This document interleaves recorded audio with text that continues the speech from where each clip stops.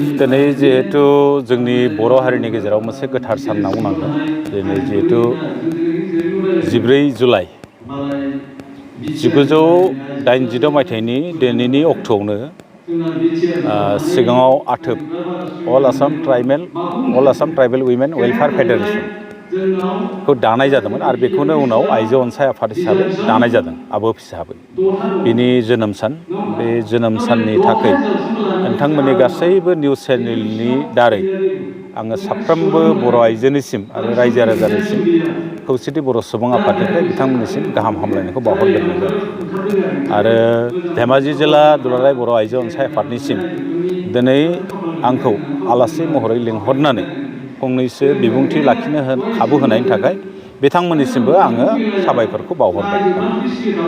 दा दिनै जिहेतु आइजो अनसाय आफादा गोदोनिफ्रायनो जोनोम जानायनिफ्रायनो जोंनि गेजेराव मोनफ्रोमबो जि सोमावसारनाय जादोंमोन, समाज फोसाबनायनि जांख्रिथायानो होन, हाथियार लानानै खालामनाय जांख्रिथायानो होन, बड'फा उपेन्द्रनाथ ब्रह्मनि दैदेननायाव संकष्ट सदिया जिथु सोमावसारनाय, बेफोर मोनफ्रोमबो सोमावसारनायाव आइजो आफादा गोख्रों मोनसे बिहोमा लाबोदों थारमाने। आरो दिनैनि थारिखआव आं बुंगोन, बर' हारिनि दिनैनि थारिखआव जारिमिन लिरदोंब्ला सोरबा आइजो अनसाय आफादखौ जुदि गारनानै लिरोबा बे जारिमिना आद्रा जागोन।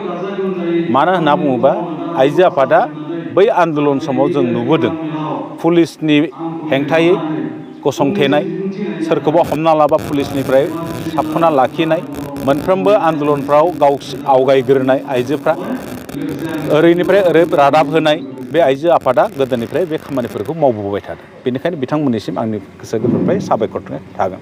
आरो बे आफादा दिनै मोनथाम सुक्ति जालांबाय बर'नि गेजेराव। बे सुक्तिनि गासैबो अबदानफ्रा, बिहोमाफ्रा आइजो आफादनावबो थांनांगौ होननानै आंनिफ्राय आङो खावलायनाया थागोन। आरो आइजो आफादा एसेबां खस्थ' खालामनायनि गेजेराव खिन्थु भागफ्रा एसे मालाबा खम जानो नागिरो। आं बे बाथ्राखौ दहाय बुंदों। मानो होनना बुङोबा सुक्तिया जाबाय माबा मोनसे मोननायनि उनाव आइजोफोरखौ दैदेननायनि जिथु खाबु होनांगौ जोंनि गेजेराव, बेखौ खम होनाय जायो।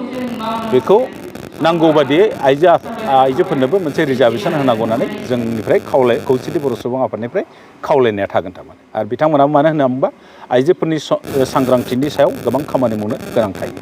आरो दुलाराय बर' आइजो अनसाय आफादा बेफोर सोमावसारनायल' नङा, बेजों लोगोसे आइजोफोरनि गेजेराव सांग्रांथि लाबोनाय, बर' आइजोफोरनि गेजेराव उन्दै बैसोआव हाबा जानाय बेफोरखौ होबथानाय, जौ होबथानाय, फेग्रा मुवा होबथानाय, गुबुन बिथिङाव बिथांमोना गोबां बिहोमा लाबोबाय थादों। आरो सोलोंथाइ बिथिङावबो बिथांमोना गोबां बिहोमा होबोदों। जिहेतु बिथांमोनानो न'आवनो गुदि सोलोंथाइखौ होनाय जायो। गतिके बे सोलोंथाइ आयदायावबो दावगानायाव आइजो आफादनिबो माखासे बिहोमा दं आरो बिथांमोनाबो बे क्रेडिटखौ मोननांगौ होननानै आं सानो।